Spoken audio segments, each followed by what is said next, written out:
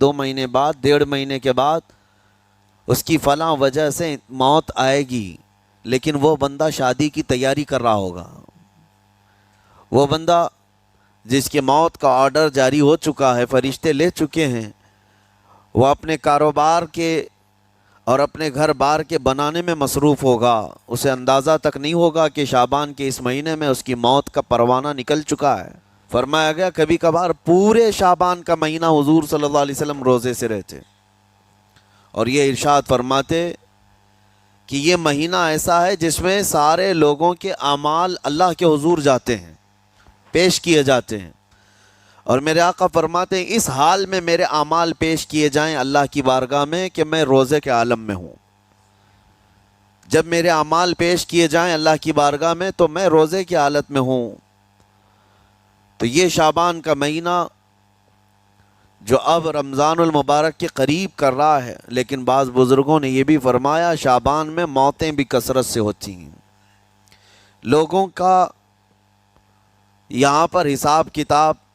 15ویں شعبان کو جو اب شب برات آنے والی ہے لکھ دیا جاتا ہے، سال بھر میں کیا کیا ہونے والا ہے، کتنے لوگ جانے والے ہیں، کئی لوگوں کی کتابیں بند کر دی جاتی ہیں۔ حدیث پاک میں یہ بھی ہے کہ فیصلہ اللہ تعالیٰ فرشتوں کے حوالے فرما رہا ہوگا، حالانکہ جب ہم ماں کے پیٹ میں تھے تبھی لکھ دیا گیا ہے کہ کتنی عمر ہے، لیکن فرشتوں کو جو ٹرانسفر کیا جاتا ہے سال میں ایک مرتبہ، اگلے سال ان کا کیا کیا ہونا ہے، اور حدیث میں ہے کسی کے متعلق فرشتوں کو یہ کہا جا رہا ہوگا کہ فلاں 1 مہینے بعد، 2 مہینے بعد، 1.5 مہینے کے بعد اس کی فلاں وجہ سے موت آئے گی، لیکن وہ بندہ شادی کی تیاری کر رہا ہوگا، وہ بندہ جس کی موت کا آرڈر جاری ہو چکا ہے، فرشتے لے چکے ہیں، وہ اپنے کاروبار کے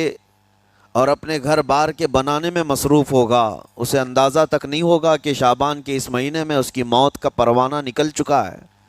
اسی لیے میں عرض کر رہا ہوں قرآن کی آیت اقترب للناس حسابهم وهم فی غفلۃ معرضون، اللہ فرماتا ہے